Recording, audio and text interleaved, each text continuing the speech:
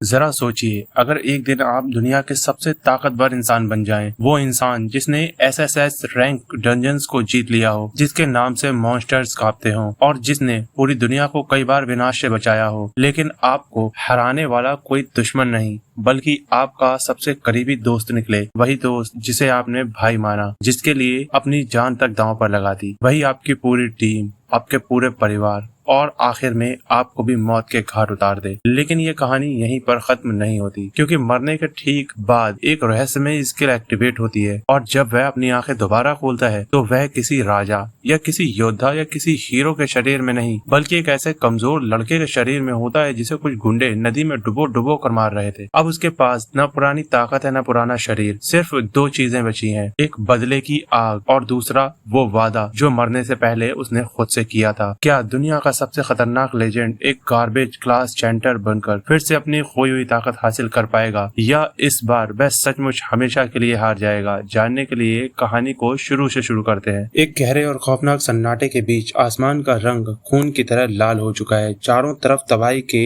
खंडहर हैं और टूटी हुई तलवारें और राक्षस के कंकाल इस बात की गवाही दे रहे हैं कि यहाँ कितनी भयानक जंग लड़ी गई थी। इस मलबे के ढेर पर हमारा मेन कैरेक्टर जख्मी हालत में बैठा है, जिसकी आंखों में गुस्से से ज्यादा एक गहरा सदमा है। वह अपने सामने खड़े शख्स को देखता है जो कभी उसका सबसे भरोसेमंद साथी हुआ करता था, और उसके मुंह से सिर्फ एक नाम निकलता है, रॉय। खून से लथपथ उसका शरीर और लड़खड़ाती आवाज उस दर्द को बयां कर रही है जो किसी गहरे घाव से नहीं बल्कि सबसे बड़े धोखे से मिला है। वह भर्राई हुई आवाज में पूछता है, क्या हम दोनों आपस में भाई जैसे नहीं थे? आखिर तुमने मेरे साथ ऐसा क्यों किया? लेकिन राइट के चेहरे पर अफसोस की एक शिकन तक नहीं है। उसके हाथ में एक होलोग्राफिक स्क्रीन चमक रही है जो इस पूरी साजिश का डेटा दिखा रही है। वह बेहद ठंडे और क्रूर अंदाज में इतिहास के पन्ने पलटने लगता है। वह याद दिलाता है कि कहानी की शुरुआत कहां से हुई थी, जब इस दुनिया में पहली बार कैलेमिटी आई थी। आसमान चीर कर अजीबोगरीब पोर्टल और डंजन्स खुले थे और उनमें से भूखे राक्षसों की फौज इंसानों को चीरने के लिए बाहर निकल पड़ी थी। उस तबाही के दौर में जिन इंसानों ने उन डंजन्स के संपर्क में आकर एक रहस्यमय ताकत को हासिल किया, उन्हें एक खास क्लास मिली। राइट याद दिलाता है कि कैसे उन सब ने मिलकर एक शक्तिशाली क्लास लीजन बनाई थी ताकि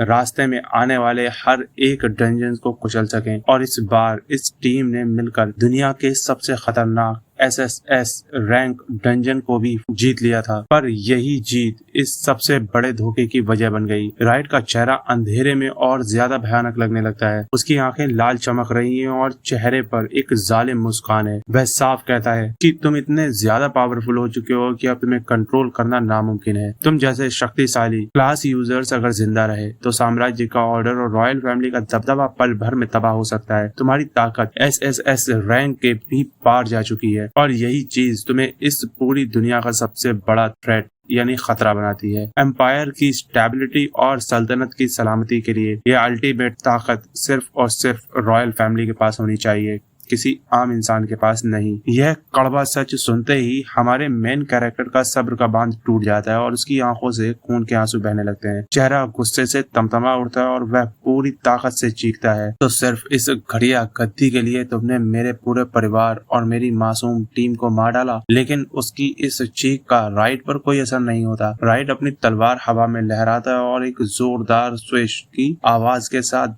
सीधा हमला कर देता है। एक भयानक बूम का धमाका होता है। ताकत का एक जबरदस्त विस्फोट हमारे हीरो के सीने को चीर देता है और वह सीधे जमीन पर गिरता है। राइट घोड़े पर सवार होकर उसकी तरफ देखता है और अपनी इस घिनौनी चाल का आखिरी पत्ता खोलता है। वह बताता है कि उसने बहुत पहले ही हमारे हीरो के आर्मर के साथ छेड़छाड़ कर दी थी, और अब इस धमाके के साथ एक जहरीला कंपाउंड पॉइजन उसके गहरे जख्मों के अंदर फैल चुका है। इस एसएसएस रैंक की थका देने वाली जंग के बाद हमारे हीरो के पास इतनी ताकत बची ही नहीं थी कि वह इस जहर और धोखे का मुकाबला कर सके। इतना ही नहीं, राइट अपने पीछे खड़ी एक विशाल आर्मी की तरफ इशारा करता है जो चमचमाते हथियारों के साथ अंधेरे में खड़ी है। वह कहता है कि यह आर्मी मेरी तरफ से तुम्हारे लिए आखिरी रिस्पेक्ट का निशान है। हमारा हीरो तड़पते हुए जमीन पर पड़ा है, उसका चेहरा खून और मिट्टी से सना है और वह आखिरी बार सोचता है brothers forever, what a joke, यानी हमेशा भाई बनकर रहने का वादा सिर्फ एक भद्दा मजाक था। तभी अचानक एक रहस्यमयी आवाज गूंजती है, डिंग, और सामने एक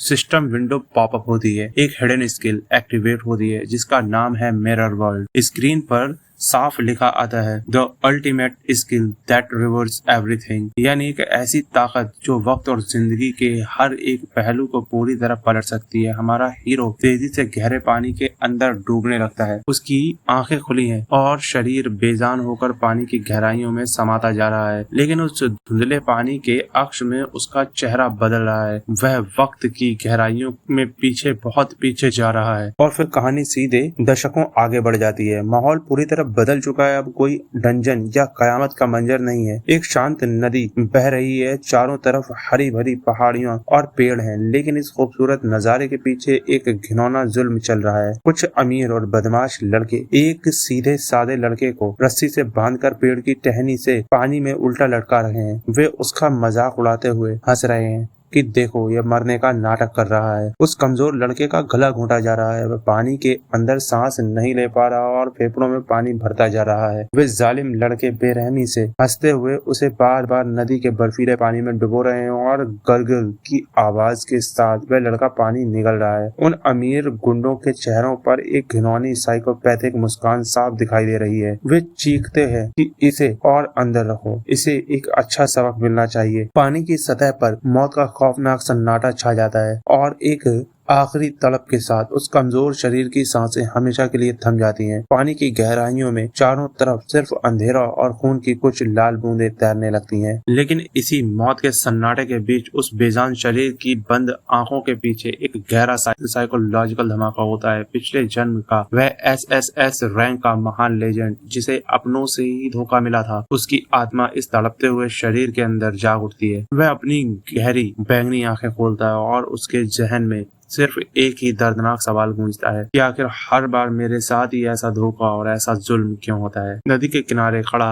एक चश्मे वाला लड़का जो इस जुल्म को देखकर अंदर से बुरी तरह कांप रहा था, वह डरते डरते गिड़गिड़ाता है कि रुक जाओ प्लीज, वह सच में मर जाएगा। लेकिन उन जालिमों का लीडर बेहद ठंडे और बेपरवाह अंदाज में अपना हाथ पीछे ले जाता है और मुड़कर देखता है। उसके चेहरे पर रहम का एक कतरा भी नहीं था। वह घमंड में चूर होकर कहता है, तो क्या हुआ, उसे अपने दम पर जीने दो। वह आगे मजाक उड़ाते हुए कहता है कि क्या यह एक हीलर क्लास नहीं है, वह खुद को ठीक कर ही लेगा। चश्मे वाले लड़के को डराने के लिए वह उसके कंधे पर हाथ रखता है। उसकी आंखें नफरत से भरी हैं। वह उसे एक बड़ा हाइपोक्राइट कहता है और याद दिलाता है, तुम ही तो उसे हमारे पास लेकर आए थे, तो अगर वह मरता है तो उसके जिम्मेदार तुम खुद होगे। वह उसकी गर्दन दबोचते हुए सीधे पूछता है कि क्या तुम उसकी जगह पानी में लटकना चाहते हो। तभी जमीन अचानक जोर से कांपने लगती है। एक भयानक बूम का धमाका होता है और पूरा का पूरा एनवायरनमेंट एक ही पल में बदल जाता है। नदी का वह शांत पानी अचानक से एक गहरे काले जादुई बवंडर में बदल जाता है।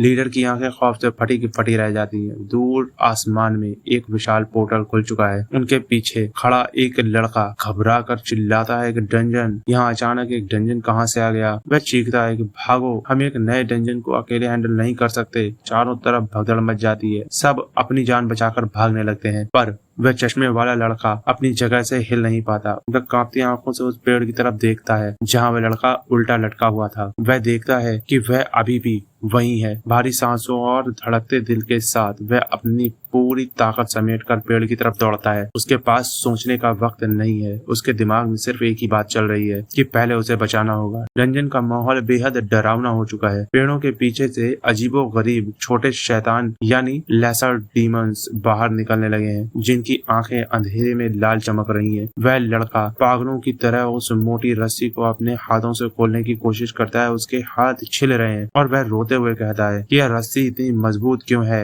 यह खुल क्यों नहीं रही। तभी अंधेरे से एक भयानक राक्षस छलांग लगाता है और सीधे उस पर हमला करने के लिए आगे बढ़ता है। और मौत बिल्कुल सामने खड़ी थी और वह डर के मारे जोर से चीख पड़ता है। लेकिन ठीक उसी पल पानी से एक हाथ बाहर निकलता है। एक बेहद तेज और सॉलिड मुक्का सीधे हवा को चीरते हुए उस राक्षस के मुंह पर जाकर लगता है। एक जबरदस्त आवाज के साथ वह राक्षस दूर जाकर गिरता है। हमारा हीरो पानी से बाहर आ चुका है। उसके चेहरे पर अब वह पुराना डर नहीं बल्कि एक लेजेंड का बेखौफ अंदाज है। वह अपनी हथेली को हवा में उठाता है, जहां एक बर्फीली जादुई ताकत चमकने लगती है। वह अपनी स्किल का इस्तेमाल करता है, ग्लेशियल स्लैम। एक पल में वह राक्षस बर्फ के टुकड़ों में तब्दील हो जाता है, लेकिन तभी सिस्टम की एक रहस्यमय विंडो चमकती है जिस पर लिखा आता है कि उसने बेसिक हील का इस्तेमाल किया था, जो फेल हो गया क्योंकि टारगेट का एमपी पहले ही फुल था। यानी उसने अनजाने में राक्षस पर ही हीलिंग मैजिक चला दिया था। यह देखकर चश्मे वाला लड़का शॉक में चिल्लाता है कि तुम यह क्या कर रहे हो, तुम उस मॉन्स्टर को हील क्यों कर रहे हो। हमारा हीरो हैरान होकर अपने हाथों को देखता है। वह तुरंत अपनी कैरेक्टर इन्फो की सिस्टम स्क्रीन को ओपन करता है। स्क्रीन पर उसका नाम एडन नेवर और उसकी क्लास एक चैंटर लिखी दिखाई देती है। उसका लेवल अभी सिर्फ 1 है। वह हैरान रह जाता है कि उसके दिमाग में गहरा झटका लगता है। यह मेरा शरीर नहीं है। वह सोचने लगता है कि नॉर्मली हर कोई सिस्टम से बंधा होता है और उसे एक रैंडम स्टार्टिंग क्लास मिलती है, लेकिन पिछले जन्म का वह एसएसएस रैंक का योद्धा जिसके पास दुनिया को हिला देने वाली ताकत थी, वह अब इस कमजोर हीलर और सपोर्टर मानी जाने वाली क्लास चैंटर क्लास के शरीर में कैद हो चुका है। अब इस कमजोर क्लास के साथ वह अपना खोया हुआ रुतबा और उस धोखेबाज राइट से अपना इंतकाम कैसे लेगा, यह देखना सच में रोंगटे खड़े कर देने वाला होने वाला है। सिस्टम का यह कड़वा सच एडन के दिमाग को सुन्न कर देता है। इस जादुई दुनिया का सबसे पहला और अटल नियम यही है कि जब भी कोई इंसान पहली बार किसी डंजन के संपर्क में आता है तो उसे एक रैंडम स्टार्टिंग क्लास मिलती है। यह एक ऐसी चीज है जिसे कभी बदला नहीं जा सकता। कोई चाहे कितनी भी कोशिश कर ले, अपने नसीब और इस क्लास को रिसेट करना नामुमकिन है। इसके बाद इंसान डंजन क्लियर करके राक्षसों का शिकार करके ही लेवल अप कर सकता है और अपनी क्लास से जुड़ी नई स्किल्स हासिल कर पाता है। लेकिन एडन के दिमाग में अतीत की वो यादें बिजली की तरह कौंध रही हैं जब वह मैक्स लेवल वॉरियर हुआ करता था। उसकी तलवार के एक वार से बड़े बड़े पहाड़ टूट जाते थे। उसे सब कुछ अच्छी तरह याद है। जब मौत उसके बिल्कुल करीब थी तब उसने अपनी छिपी हुई सीक्रेट एबिलिटी मिरर वर्ल्ड को एक्टिवेट किया था। उस जादुई स्क्रीन की लाल चमक आज भी उसकी रूह में बसी है। उस अनोखी ताकत ने एडन को वक्त और स्पेस के एक अजीब से मिरर डायमेंशन में कैद कर दिया था, जहां वह तब तक फंसा रहा जब तक कि उसे इस मासूम लड़के की आखिरी चीखें सुनाई नहीं दी। वह पानी में डूबते हुए उस लड़के की आखिरी तड़प को महसूस कर सकता था। तो क्या इसका मतलब यह है कि मिरर वर्ल्ड ने उस लड़के की मौत के ठीक बाद उसकी आत्मा को इस शरीर के अंदर रिजरेक्ट कर दिया? एडन अपनी गहरी बैंगनी आंखों से इस खौफनाक माहौल को देखता है। वह अंदर से बिल्कुल भी खुश नहीं है कि उसे एक ऐसी क्लास मिली है जो सिर्फ दूसरों पर डिपेंड रहती है, लेकिन फिर भी वह अपने दिल में उस मरे हुए लड़के का शुक्रिया अदा करता है कि उसने उसे बदला लेने के लिए यह दूसरा मौका दिया। तभी डंजन का खौफनाक शोर उसे हकीकत में वापस खींच लाता है। चारों तरफ से आ रहे म्यूटेड मॉन्स्टर को देखकर चश्मे वाला लड़का पूरी तरह से पैनिक मोड में आ चुका है। वह अपनी पीली जादुई शील्ड के पीछे छिपते हुए पागलों की तरह चिल्लाता है कि सारे मॉन्स्टर्स इसी तरफ आ रहे हैं, मेरी मदद करो। मैं एक बार में ज्यादा से ज्यादा सिर्फ 3 मॉन्स्टर को संभाल सकता हूँ। एडन अपनी बैंगनी आंखों में एक अजीब सी ठंडी चमक लिए उसे देखता है। इस शरीर की लिमिटेशन उसे अंदर ही अंदर परेशान कर रही है। यह बॉडी सच में बहुत ज्यादा वीक है। इस वीक फिजिकल स्ट्रेंथ के साथ तो वह इन अदना से लो लेवल मॉन्स्टर को भी सीधे वार से नहीं हरा सकता। वह तुरंत अपनी सिस्टम विंडो से अपनी मैजिकल स्किल्स की लिस्ट चेक करता है, लेकिन स्क्रीन पर बेसिक हील और एंटेंगलिंग वाइंस जैसी मामूली सपोर्ट स्किल्स देखकर उसका गुस्सा 7वें आसमान पर पहुंच जाता है। एक ऐसा योद्धा जिसने गॉड लेवल मास्टर को धूल चटाई हो, उसके सामने यह बेकार की जादुई तरकीबें हैं। उसके मुंह से सिर्फ एक शब्द निकलता है, यूजलेस। इस दुनिया में चैंटर क्लास को हमेशा से एक गॉर्बेज क्लास माना गया है, चाहे वॉरियर की बैलेंस्ड फाइटिंग स्टाइल, मेज का जादुई अटैक हो या फिर आर्चर्स और रॉक्स की फुर्ती। चैंटर इन सब के सामने कहीं नहीं टिकता। इसे सिर्फ एक मामूली ऑलराउंडर सपोर्टर माना जाता है जो हीलिंग और कंट्रोल तो कर सकता है, लेकिन खुद कभी फ्रंट लाइन पर लड़ नहीं सकता। यही वजह है कि हर गिल्ड और टीम में चैंटर्स को हमेशा नीचा दिखाया जाता है और उन्हें दुत्कारा जाता है। पर एडन हार मानने वालों में से नहीं है। वह एक जबरदस्त डॉज करते हुए मॉन्स्टर के सीधे हमले से खुद को बचाता है। वह जानता है कि उसकी पुरानी कॉम्बैट स्किल और लड़ाई का तजुर्बा उसे कुछ देर के लिए तो जिंदा रखेगा, लेकिन इस मुसीबत से निकलने के लिए उसे कोई बड़ा रास्ता खोजना होगा। अगर इस कमजोर शरीर का स्टैमिना खत्म हो गया तो खेल हमेशा के लिए खत्म हो जाएगा। उसकी नजर अचानक अपनी छिपी हुई स्किल मिरर वर्ल्ड पर पड़ती है। इस वक्त यही एक आखिरी रास्ता बचा है, लेकिन दिक्कत यह है कि उसे खुद नहीं पता कि इस नई बॉडी में ये गॉड लेवल स्किल काम कैसे करेगी। वह रिस्क लेते हुए अपना हाथ आगे बढ़ाता है और सीधे सामने आ रहे लेसर डीमन पर मिरर वर्ल्ड का इस्तेमाल कर देता है। पर तभी सिस्टम स्क्रीन पर एक बड़ा सा लाल मैसेज फ्लैश होता है, फेल्ड, कंडीशंस नॉट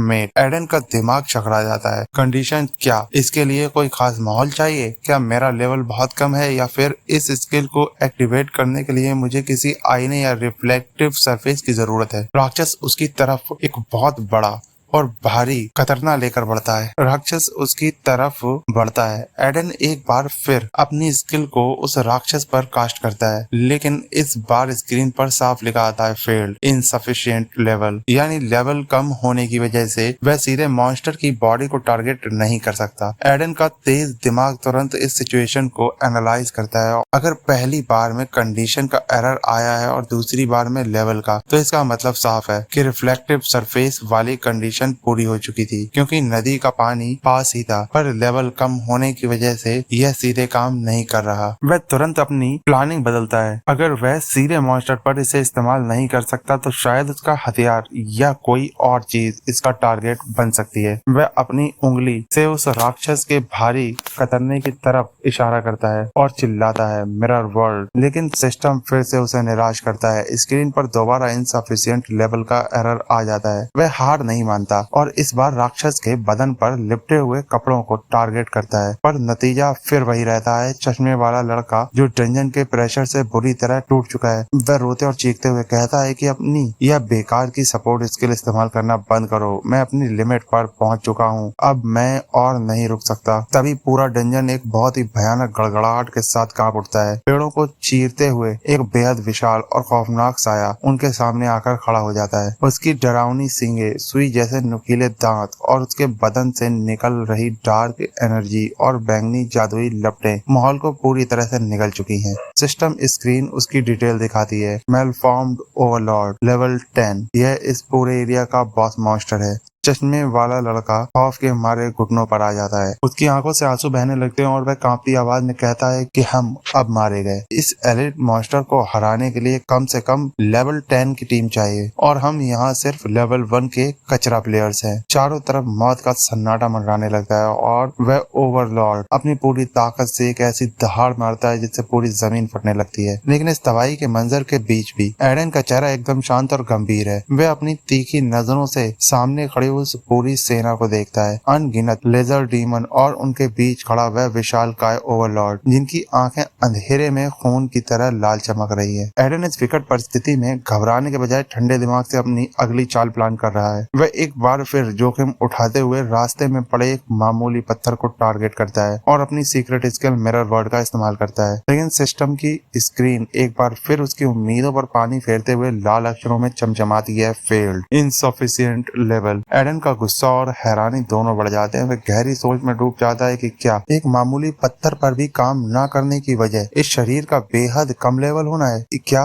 इन दोनों के बीच का लेवल गैप इतना बड़ा है कि एक साधारण चीज भी रिस्पॉन्ड नहीं कर रही? तभी हालात और भी ज्यादा बदतर हो जाते हैं। एक खौफनाक लेसर डीमन अपनी भारी भरकम कुल्हाड़ी हवा में लहराते हुए सीधे चश्मे वाले लड़के की तरफ बढ़ता है। लड़का अपनी जान बचाने के लिए जमीन पर घिसटते हुए अपनी कमजोर शील्ड को एक्टिवेट करता है, लेकिन वह जानता है कि यह हमला उसकी आखिरी सांस साबित हो सकता है। वह घबराकर अपनी आंखें बंद कर लेता है। ठीक उसी पल एडन की नजर उस लड़के की मैजिकल शील्ड पर पड़ती है। वह बिना एक पल गंवाए सीधे चिल्लाता है, मिरर वर्ल्ड, लेकिन इस बार स्क्रीन पर कुछ अलग लिखकर आता है, फेल्ड, कैनॉट रिवर्स अदर्स किल। यह एरर मैसेज एडन के दिमाग में एक जबरदस्त धमाका करता है। उसके चेहरे पर एक शातिर और कातिलाना मुस्कान तैर जाती है। उसकी जादुई बैंगनी आंखें अंधेरे में चमक उठती हैं। सिस्टम ने साफ कहा था कि वह दूसरों के स्किल को रिवर्स नहीं कर सकता। एडन का तेज दिमाग इस बारीक हिंट को तुरंत पकड़ लेता है। इसका सीधा मतलब यही है कि वह इस गॉड लेवल स्किल को खुद की स्किल पर इस्तेमाल कर सकता है। अपनी खुद की बेकार सपोर्ट स्किल को रिवर्स करना ही इस सिचुएशन का एकमात्र एग्जीक्यूशन प्लान है।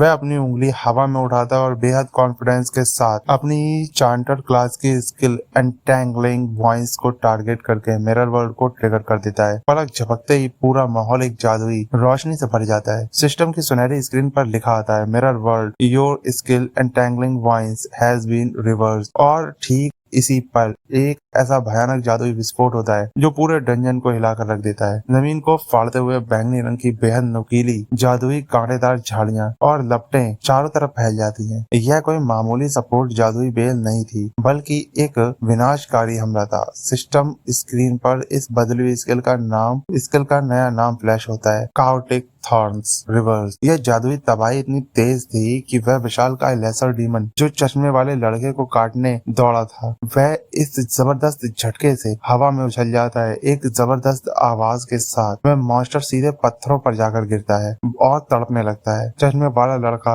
अपनी आंखों पर यकीन नहीं कर पाता। वह हक्का बक्का होकर एडन की तरफ देखता है और उसके मुंह से सिर्फ एक हैरान कर देने वाला शब्द निकलता है, हाँ। एडन अपने चारों तरफ बिखरी हुई इस बेहिसाब ऊर्जा को महसूस करता है। उसकी क्लास भले ही कमजोर थी, लेकिन मिरर वर्ल्ड ने गेम के पूरे मैकेनिक्स को ही पलट कर रख दिया था। वह मुस्कुराते हुए अपने बदन को देखता है और समझता है कि मैं समझ गया, इफेक्ट पूरी तरह से रिवर्स हो चुका है। जहां मेरी पुरानी एबिलिटी एंटेंगलिंग वॉइस दुश्मन को सिर्फ एक जगह बांधने यानी इमोबिलाइज करने का काम करती थी, वहीं मिरर वर्ल्ड के जरिए रिवर्स होने के बाद वह काउटिक थॉर्न में बदल चुकी है। तभी सिस्टम की स्क्रीन पूरी डिटेल के साथ सामने आती है। एंटेंगलिंग वॉइस जहां 10 MP खर्च करके दुश्मन को इमोबिलाइज करती थी, वहीं अब रिवर्स एनहांसमेंट के बाद काउटिक थॉर्न 10 MP में ही दुश्मन पर सीधे हमला करके उसे गंभीर कंफ्यूजन में डाल देती है। और इस कंफ्यूजन स्टेटस का असली खौफ यह है कि अब वह मॉन्स्टर होश खोकर अपने ही साथियों पर रैंडमली हमला करना शुरू कर देगा। एडन अपने चेहरे पर एक बेहद डार्क और साइकोपैथिक लुक लाते हुए सीधे उस तड़पते हुए राक्षस के सिर पर अपना हाथ रखता है, जिसकी आंखें अब पागलपन से घूम रही हैं। एडन के मन में एक गहरा संतोष है। वह मन ही मन कहता है कि यह है मिरर वर्ल्ड की असली और खौफनाक ताकत। जो सपोर्ट स्किल एक पल पहले तक बिल्कुल बेकार और कचरा लग रही थी, वह रिवर्स होने के बाद इतनी ज्यादा ओवरपावर्ड और विनाशकारी बन चुकी है। अब उसके दिमाग में एक ऐसा ख्याल आता है जो इस पूरी दुनिया के सिस्टम को तबाह कर सकता है। अगर मेरी एक मामूली सी सपोर्ट स्किल रिवर्स होकर इतनी भयंकर बन सकती है, तो क्या होगा अगर मैं अपनी बाकी बची हुई सारी स्किल्स को भी एक एक करके रिवर्स कर दूं। इस कमजोर हीलर की बॉडी में छुपा यह लेजेंड अब इस पूरे डंजन को एक शमशान बनाने के लिए तैयार है।